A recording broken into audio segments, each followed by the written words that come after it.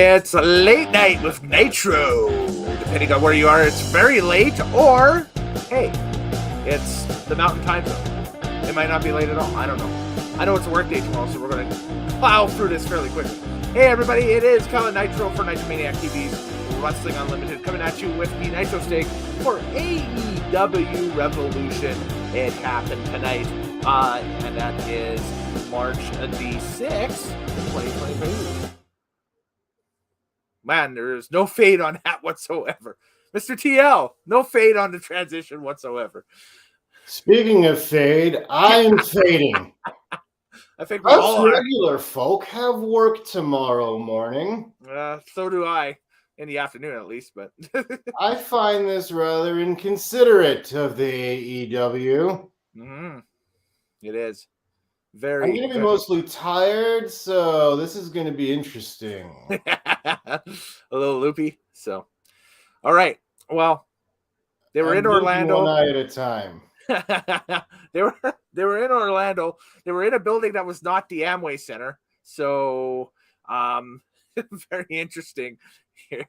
It was the Edition Financial Arena. I have no idea where that is. Oh, it's on the main campus of the University of Central Florida. Ah, there we go. That was a building I didn't see when I was down there, at least. So I didn't get into any of the buildings or stuff like that or whatever. So, but yeah, so let's break it down. No Undertaker tonight because, quite frankly, it's late. I didn't have time to put anything together or whatever. So we'll have to catch up on that later in a month when we do the WrestleMania and stuff like that with the Undertaker. Or Undertaker. Pre-show. What? There was pre-show?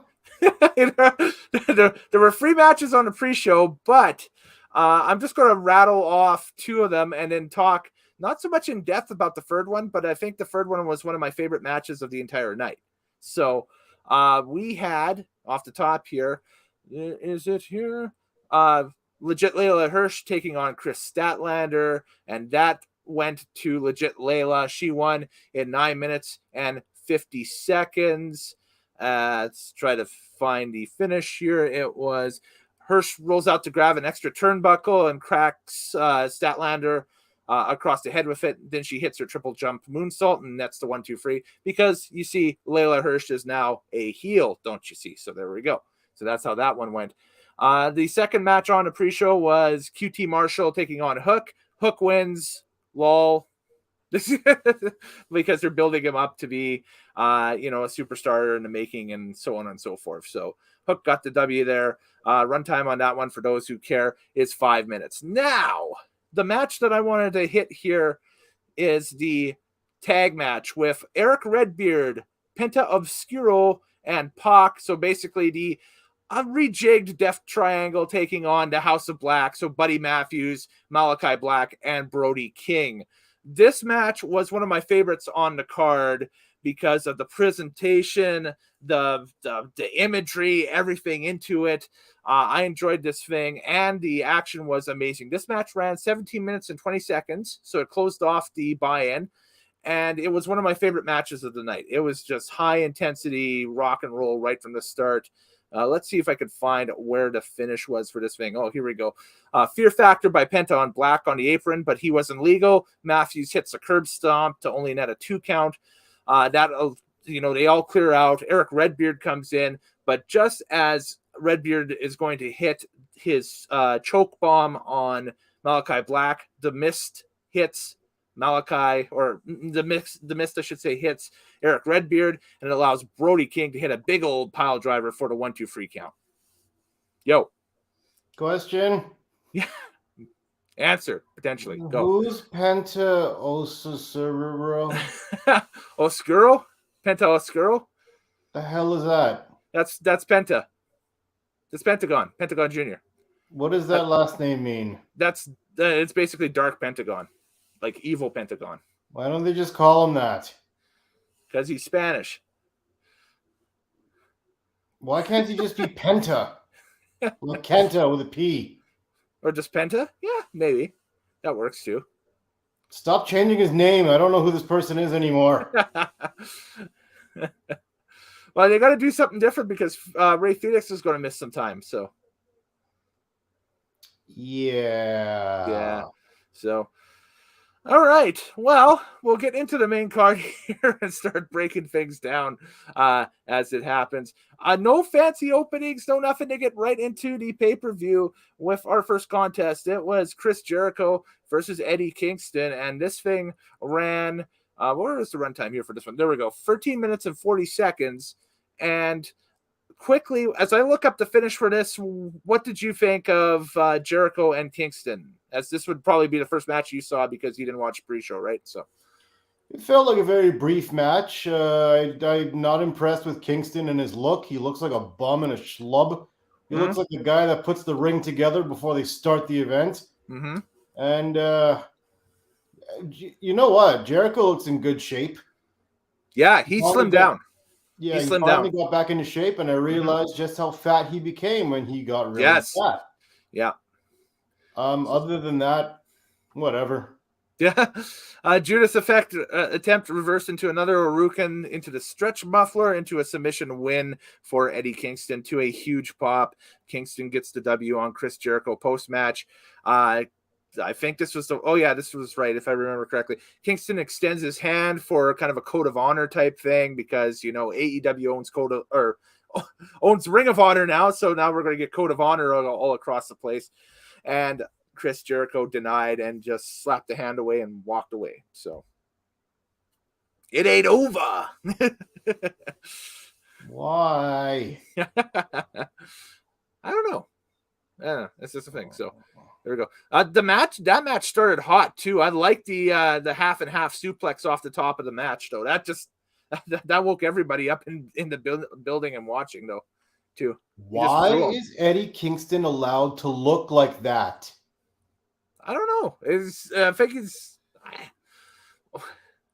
he looks dumb. You can make the argument that why is Kevin Owens allowed to look the way he looks over on the other side, but okay, but Kevin Owens' outfit works for him. With the soccer shorts and the long socks that he has on, and he wears a t-shirt, and he looks like a guy who can get in a street fight. Possibly at a soccer game.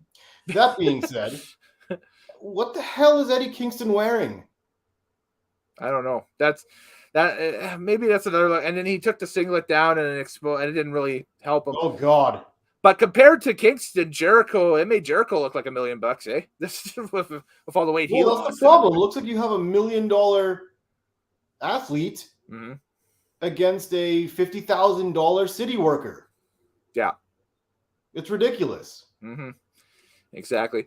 If anybody feels like it tonight, feel free to get interactive. Use the comments. You know how this stuff works by now. And we'll get to it. We'll do a quick shout out here if I forget to do this as we're rattling off matches all the way here. A quick shout out quickly to that's the wrong website. I will change that right now. A quick shout out to my website. Yes. That's how we do things. A website. Boom. There we go. tinyurl.com/NitroManiacTV. If you dig this type of content, if you'd like to see TL more coherent, we got stuff like the Meltzers and everything like that where, it wasn't after a 4 or 5 hour show, late on a Sunday night where we're doing this fairly red-eyed. So there we go. So inconsiderate. And a quick shout out to the folks that I'd consider, friends, allies, if you will, whatever. Twitch.tv/lovewrestling.ca. They've got another live event happening, I think on March 23rd. So obviously head on over to them to check out all of the stuff with that emanating from the Rec Room in South Edmonton Common in beautiful Edmonton, Alberta, Canada. Some of Western Canada's best independent wrestlers going to be taking to the ring that night. It's going to be great. So going back now. Imagine if you lived in New York. This event, it ended tomorrow. Yes. Yeah. Holy crap. Or Florida, where the event originated from, because Florida and New York, they're on the same time zone. So it's already tomorrow there. It is already tomorrow there. Oh my God. Yeah. Freeway tag team matchup next for the AEW Tag Team Championship. We had Red Dragon, we had Jungle Boy and Luchasaurus, and we had the Young Bucks. And this thing went 18 minutes and 55 seconds. with the Jurassic Express winning via pinfall in that one. Sloppy. Mm-hmm. And I remember way back in the day, I used to be able to, for some reason, watch Mexican wrestling on one of the channels up here. Latino, I think. Yeah. It was very choreographed. Mm-hmm. That always stuck in my head, how choreographed Mexican wrestling seemed. Mm-hmm. It's almost as if they practiced it the day before or something, and they went out there and tried to remember everything they did and did it for a live audience. That's what this match felt like.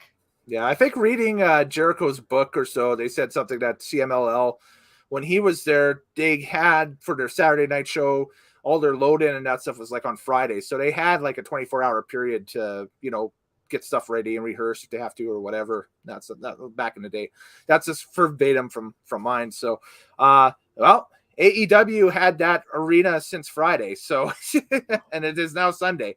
And again, we keep knocking this, but it needs to be brought up is the time right now and the fact that the show just ended, not even 15, 20 minutes ago or so, and the fact that it is Sunday, early Monday in some cases, and that AEW was really good prior to this on Saturdays. Having the Saturday time slot and everything like that. So I know that this weekend there was a UFC event last night.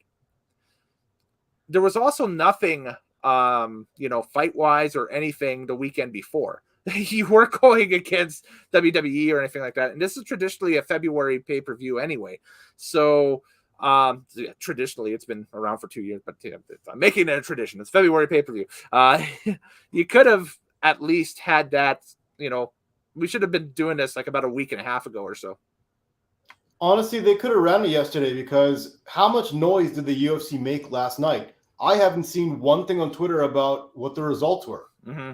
It wasn't really a stacked UFC card. I think the Covington Masvidal fight was the big draw, and Covington won, so good, I guess. But that's about it. That's a nothing fight. That is a nothing fight. Yeah. Neither of those guys can beat Kamaru Usman. Mm-hmm. So they just put him against each other for the hell of it. And that was just rankings. Yeah. It's just trying to, because they have I don't want to say it's a BS ranking system, but they have a ranking system. But anyway, it's not a BS ranking system, but it is that match headlining a pay-per-view was like, so what? You could have ran AEW against that and see what you're really worth. Yeah. WWE had success running SummerSlam, and everybody thought was nuts running SummerSlam the same night as what was it? It was a Pacquiao thing, wasn't it? So yes, they went up against a Pacquiao fight. Yeah, and again, it's like, well, Pacquiao's at the end of his rope. Why don't you just run it against him? Just and they do did, it. and they did fine. Yeah. Well, and I remember last year we were kind of mocking them for it, but hey, they showed us. So hey, what do we know? What do we know exactly? So, all right, Face of the Revolution ladder match. The winner gets the winner. This is how complicated it is. The winner of this one gets the winner of Sami Guevara, Scorpio Sky, which is going to be this coming Wednesday on Dynamite, 2 weeks from now on their St. Patrick's Day special that they got. Yeah, the winner of this gets a shot at their TNT. The TNT title, yeah. Their mid-card title, yeah. And the prize they were going for on the top was a giant golden Sonic ring. A Sonic ring, an onion ring, a golden bootio. We had something to that effect. From right to left, we had Ricky Starks, Powerhouse Hobbs, Christian Cage, Keith Lee, Wardlow, and Orange Cassidy. And the runtime for this thing was 17 minutes and 20 seconds. And Wardlow defeating Keith Lee, Orange Cassidy, Powerhouse Hobbs, Ricky Starks, and Christian Cage to get that title shot. So we got to see the start of potentially something with Wardlow tonight. Yes, we did. And he will come up once again in this event. He will. Also, one thing absolutely noticed on this match was as soon as Taz came part of the commentary team, especially for this match, the commentary team picked up. And who got lost in the shuffle in that? Excalibur.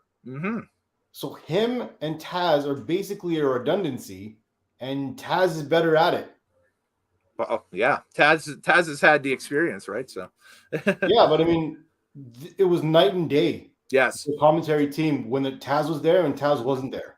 Very much so. Yeah, the very much so was night and day for sure. Definitely.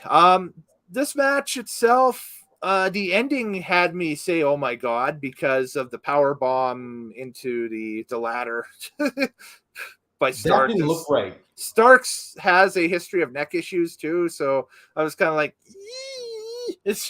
yeah, that looked horrible. Yeah. It looked like he slipped, like he tried to do a Hurricane Rana pull down with his legs and then just jammed his neck into a rung of the ladder. I'm like, damn, that's gotta hurt. Multiple sources, though, before the end of the pay-per-view, confirming that Starks is okay. Starks did take to Twitter himself and said, "I'm fine. It just looks worse than it is." So, whatever happened to kayfabe, man? Should have milked that. I should have waited till Wednesday at least to be like, "I'm fine. It's fine." You know, usually they have a most valuable player and everything per match. Yes. This one had a least valuable player, and that was Orange Cassidy. Yeah, he did next to nothing, did he? He did one spot where he did a pull-up while Keith Lee and I think Wardlow held the other ends of the ladder. Yeah. And tried to surf his way up to the top of the golden bootio. Mm-hmm. And I was like, that's all he did. The rest of the time, he just got thrown around because he does nothing. Exactly. For sure. Definitely. I want to bring up the first of the signings tonight, right after this. Swerve Strickland. So 1/3 of Hit Row has signed with AEW. So, hey, good pickup. He's, you may remember him from Lucha Underground as Killshot. You may remember him from MLW as Swerve Strickland. You may remember him from NXT as Isaiah Swerve Scott, the former North American champion. There were more North American champions on this card than there will be on the WrestleMania card both nights at the end of the month. So, damn right. AEW is now NXT. Yeah, for the time being. And then we'll have to wait and see if Ring of Honor becomes NXT, which we'll discuss quickly a little bit later on. Well, what I mean is everybody that's come over from NXT has taken a spot of somebody that was on AEW when they first appeared on TV. You saw a lot of those guys disappear and way more NXT guys appear. Well, and that's a natural progression. You're going to go with the more talented person or the hotter people or the more talented people. And yeah, but all of them came from NXT. Yeah. Yeah, it's kind of amazing how Triple H's Golden Indie that was supposed to restock WWE is restocking its major competitor. All right, cool. Anyway, so next match, yes. Well, TBS title. This was Jade Cargill, the champion, taking on Ty Conte. This one was 6 minutes and 50 seconds, and quite frankly, I didn't think it needed to be there. They could have swapped that one out with the 6-man tag from the pre-show, and that would have been better. I was even watching the pay-per-view. I'm like, I have no interest in the TBS title. I don't know why the TBS title is being featured on a pay-per-view when the TNT Championship isn't, and they're still building towards something between Sami and Darby. I thought that this definitely would have been the blow-off, but ergo, whatever we got is what we got. So, yeah, I guess good for Jade. The match was very blah, and yeah, that's just my opinion on it. I didn't like it.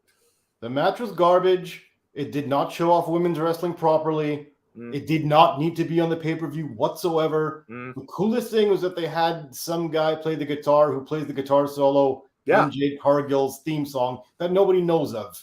Kingfish. Sure.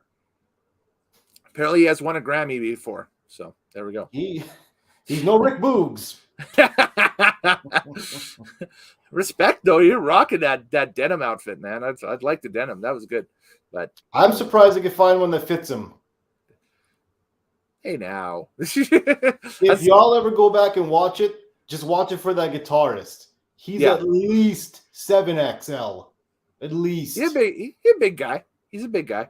He a big boy. He's a big boy.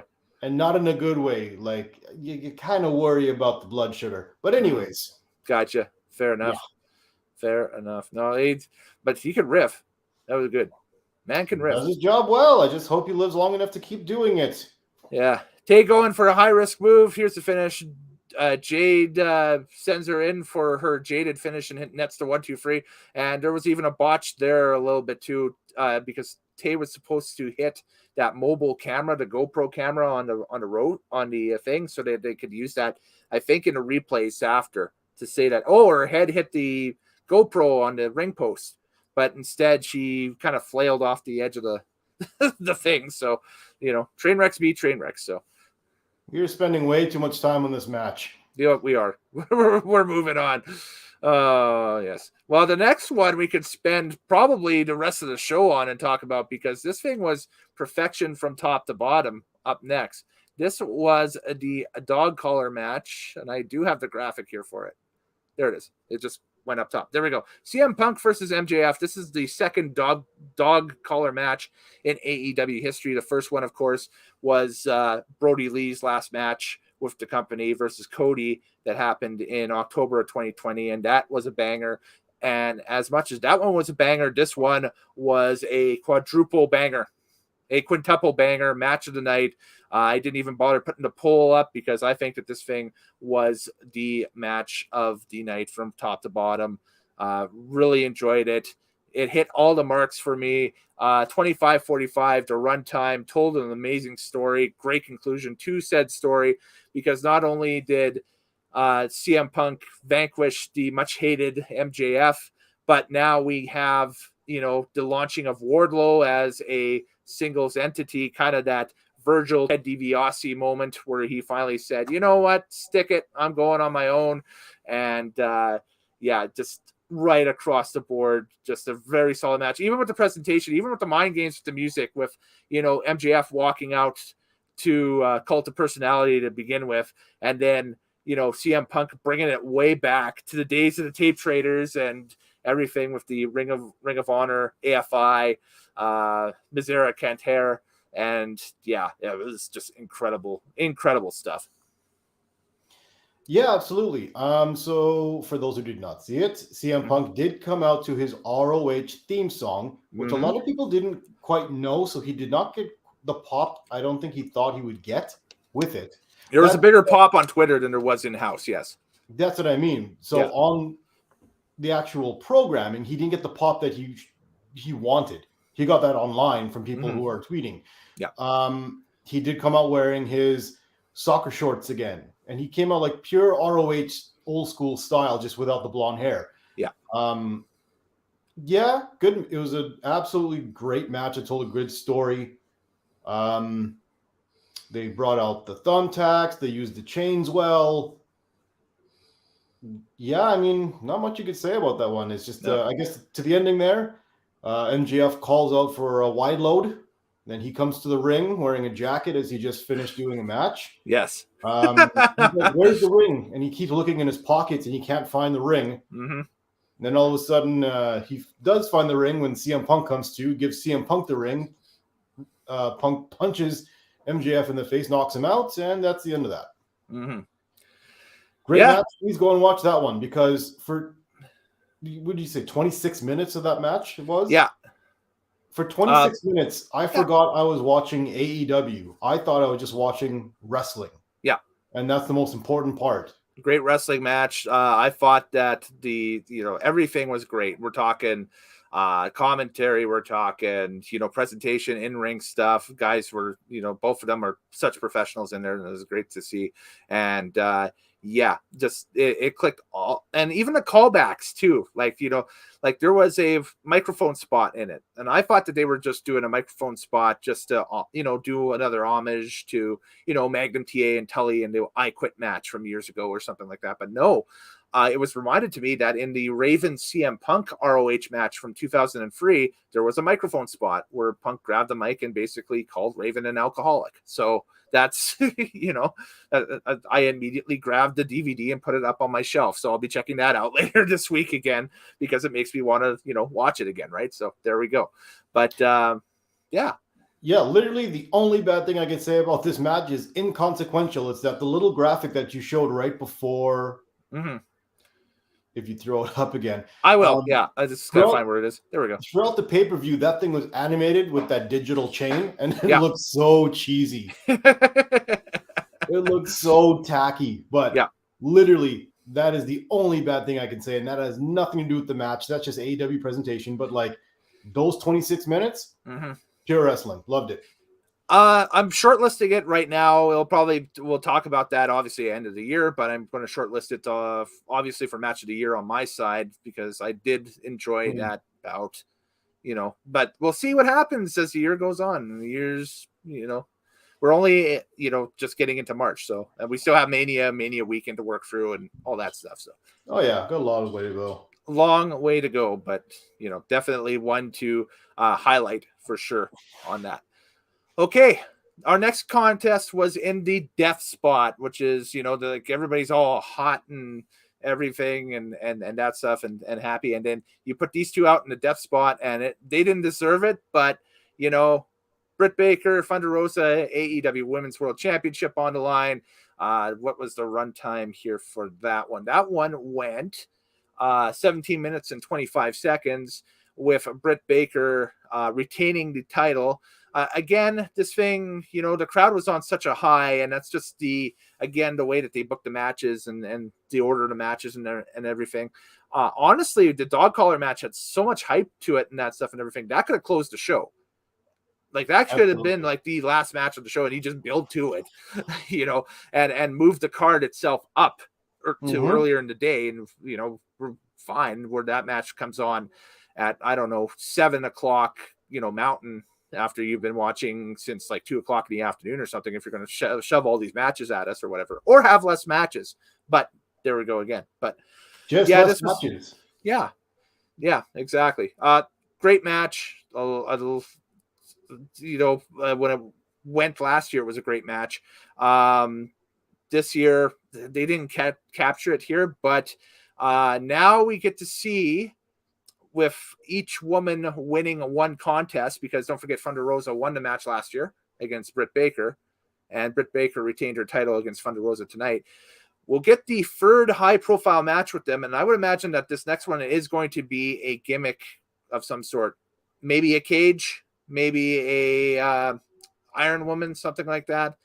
But I'm probably leaning towards a cage with those two. And they'll probably save that for a ratings draw for Dynamite or something during the summer. Now, I actually did something quite interesting in this match. I watched it on mute. Okay. And the reason I watched it on mute is I didn't want the crowd reaction to mess up what I was looking for. And what I was looking for was to see how good is Britt Baker really? Okay. And how good is Thunder Rosa really? I wanted to see how, focus more on how do they move in the ring? How do they react to their shots? How do they bump? I really wanted to focus in on what they're physically doing. And long story short, Thunder Rosa is a professional wrestler. It is in her DNA. Yes. That is what she is. That is who she is. That is how she acts. That is how she carries herself. She is a pro wrestler. Britt Baker is developmental talent. Okay. She doesn't have that polish that a women's wrestler, a pro wrestler has. She seems like she should be in what used to be NXT to help her along to get to a point where she would have the title and where her persona and personality can carry her to. Right. But honestly, in that ring, Thunder Rosa carried that whole match. And Britt Baker, she doesn't have that. She's not there yet. She's young in the business. She's young of age. She's still learning. She loves the business, it looks like. And she might get there at some point. But the way that she's carried and the way that she's portrayed, it's like she should be there. She should be on par with the women's division of WWE. She isn't. All right. Really fair enough.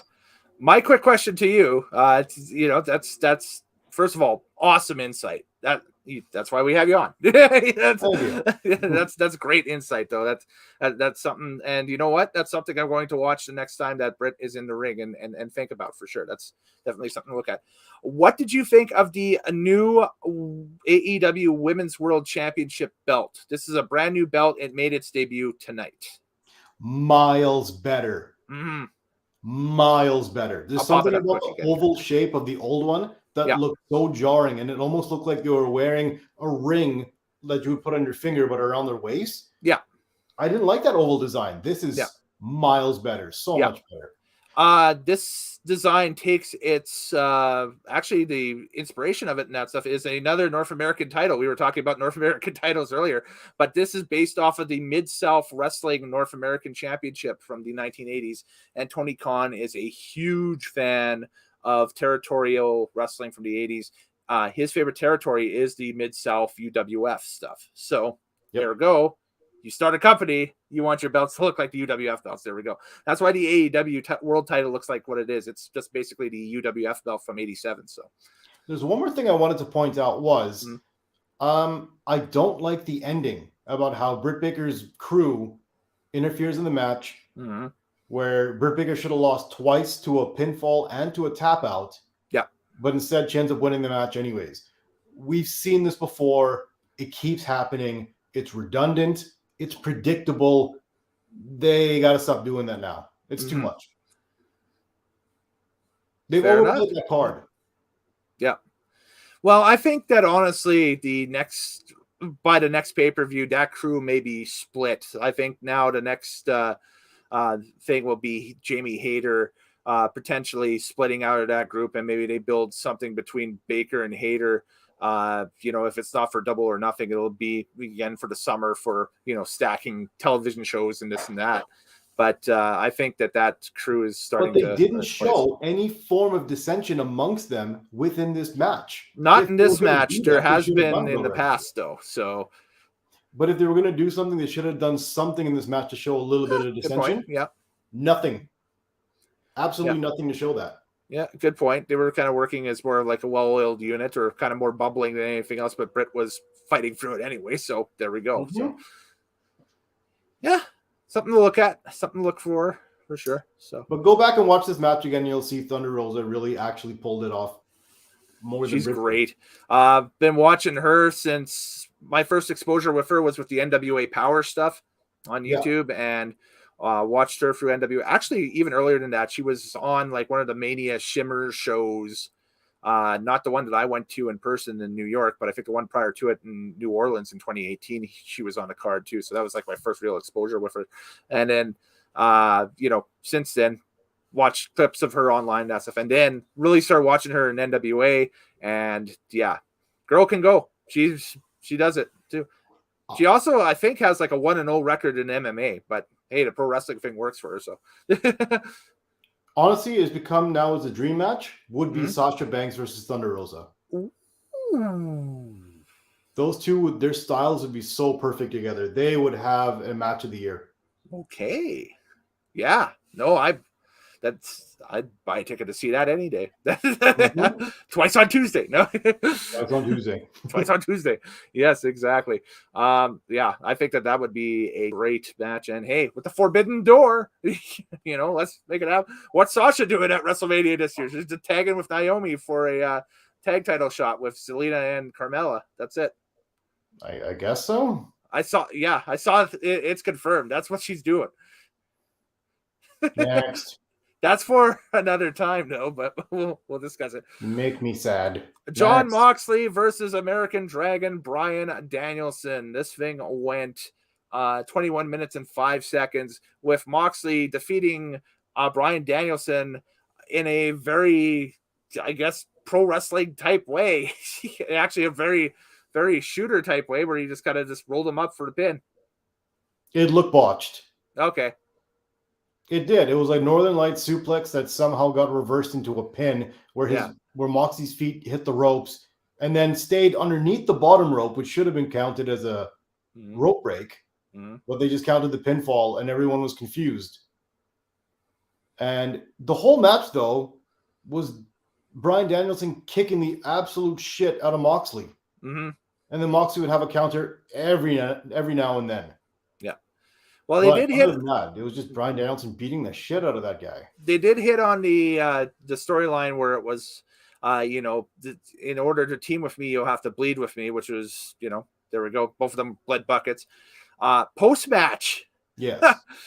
William Regal coming to the ring and basically getting into both men's faces and, giving both of them the Dave Chappelle slap. To kind of smarten them up.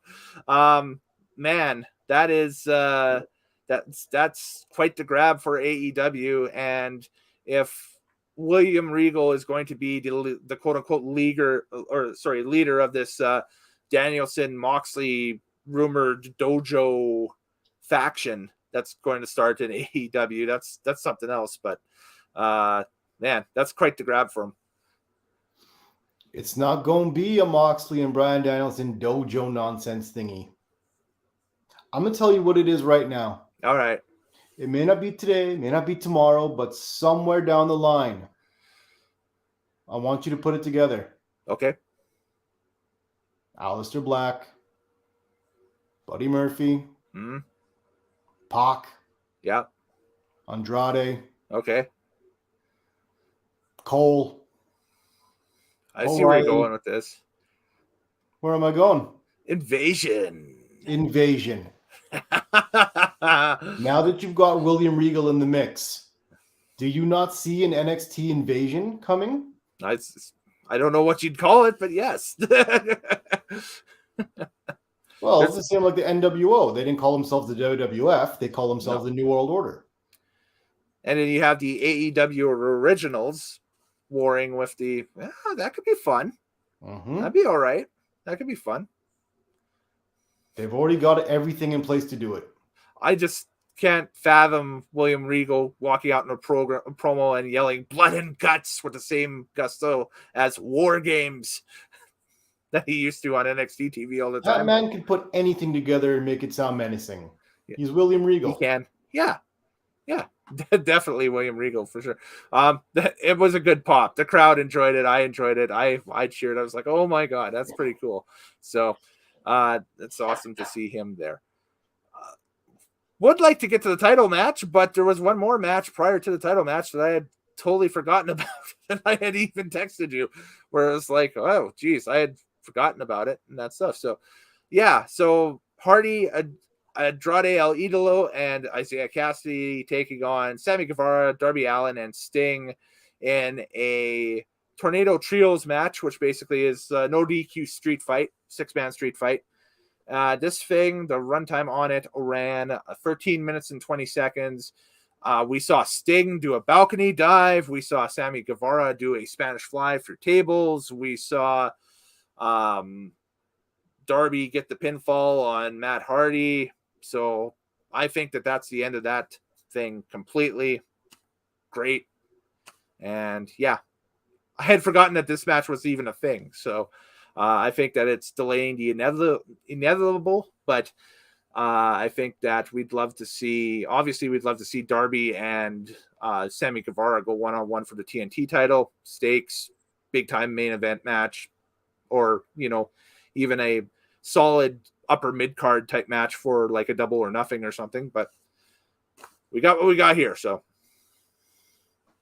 Okay, I could have just summed this up as Spot Fest, all in favor of the good guys. Sami Guevara does a Spanish fly to some dude from Private Party from on top of the stage through the tables that were there on the rampway. On the rampway, yeah. New set, by the way. Does a dive from the audience down to the bottom below through some tables. For some reason, you had to finish this match with a pinfall in the ring, even though it was no DQ fight wherever you want. Yeah, that's weird. There's no falls count anywhere stipulation on this thing. So stupid. And Dan Lambert has been watching the entire show the entire time and just for no reason. No interaction. They didn't really lead to much for it other than the fact that Scorpio Sky is going to get the TNT title shot on Wednesday against or a couple Wednesdays from. No, it's this Wednesday he gets against Darby, and then the winner of that gets Wardlow in a couple of Wednesdays. Darby. That's how the tree works. You said Darby or Darby or Sami. Yeah, sorry. The whoever the TNT champion is at the end of. Let me rephrase that. It's late. Take two. Here we go. But it's live. Whatever. So this coming Wednesday, Dynamite, you will have Scorpio Sky versus Sami Guevara for the TNT Championship. Winner of that contest is the TNT champion, but they have to go next week to take on Wardlow during the St. Patrick's Day special. There we go. For the TNT title. So confusing. It is. Basically, there's going to be 2 TNT title matches. The winner of the TNT title match in week 1 gets Wardlow in week 2 for the TNT championship. All right, let's just like I was in real life. Let's just jump to the finish, please. Let's get to the main event for the AEW World Championship. We had Hangman Adam Page versus Adam Cole, and this thing went 24 minutes and 55 seconds. Hangman Adam Cole getting the win, but what was with Hangman Adam Page getting the win, I should say. Too many Adams here. What was with Adam Cole's entrance gear, though? It's like half sport. He was half Halo Spartan, I think. Yeah, was that a Halo shoulder pads? It was, yeah, but he was just wearing the shoulder pads. He wasn't wearing like the helmet or anything like that. It looked dumb, whatever that was. Yeah, it did. Constantly nonsense. It did. I didn't like it at all. I still find it so funny that Jim Ross calls him Hangman Adam Page. Like, that's his name, not Hangman. Hangman. Like, not that he's like a hangman, like, like a hitman. Yeah. He's not a hangman. He's Hangman. Hangman. It's like Harvey Birdman, attorney at law, where sometimes they call him Birdman, like that was his name, but he's actually Birdman. Birdman, yes. I don't. Why can't they get that right? It's Hangman Adam Page, not Hangman.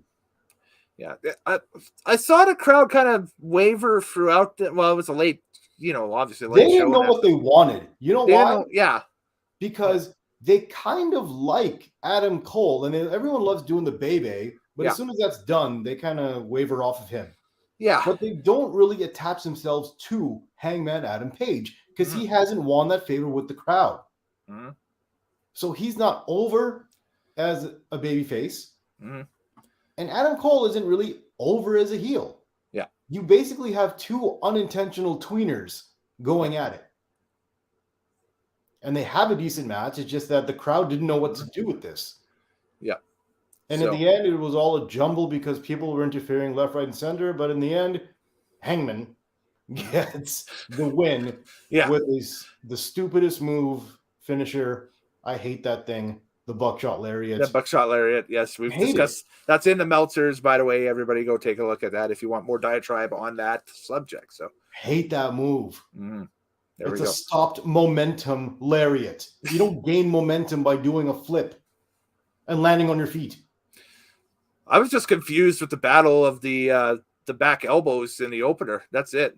You had Chris Jericho's back elbow. That's all of a sudden his finish, and he got Eddie Kingston having a back elbow because he saw Misawa do it, so he's going to do it. Oh God, the amount of Japanese wrestling references throughout the night. Fuck you, Excalibur. Hey, take that stupid shit off your face too. We fade to black right after, and it's time for the rating out of 10. So, TL, you go ahead and give me your rating out of 10, and I'll pop it up on the screen. 6.5. Nice. All right. So, explain the 6.5. The CM Punk match is worth the admission alone. It gets a passing grade for that. Mm-hmm. Then you just kind of add on the little bits and pieces here and there. The women's title match as well. Like I said, go back and watch that match and just write some notes. The opener. Actually, I didn't like the opener. Mm-hmm. Why am I giving this a 6.5? You know why? Because the CM Punk alone. Yeah, there we go. Yeah. And the Bryan Danielson match with Mox. Yes. That was pretty decent as well. So for those 2 alone, 6.5. I have a similar score to yours, but I'm going to up mine by 0.25 because I watched the pre-show and really liked the 6-man in the pre-show. So 6.75 out of 10. No. I demand you change that. Well, I saw more matches than you did, so. We both have to work tomorrow. That should not be a plus. Because we've had to sit through so much wrestling and then go to work tomorrow and be up late because they don't know how to shorten their events. They don't know how to cut matches. That's Put why that shit in the middle of the week. You don't have to pay for that stupid shit. God, I'm turning into Edge. Sorry. On this day, there we go. Like Jim Carrey. Right? By the way, we gotta tease the people here. We're gonna try and get this done sometime during the year when we're more awake and coherent and that stuff. But Mr. TL has a buddy that does some really killer impressions. We're just gonna sit back one night and just let him go off on impressions and stuff like that. If he's down with it, I think we discussed this before. He said he totally would be. He's very much up for it. Ever since he did his Ric Flair impression, I do it all the time. It's the dumbest shit I've ever seen. I can't really explain it other than it's drunken Ric Flair at its best. Drunken Ric Flair. All you have to do is the line is where he says, "That's my daughter," because he's referring to Charlotte Flair. You can say it 9 different ways, and it's Ric Flair every time. His Shawn Michaels was uncanny too. Which was really and it's just one word. What was the word again? Brett.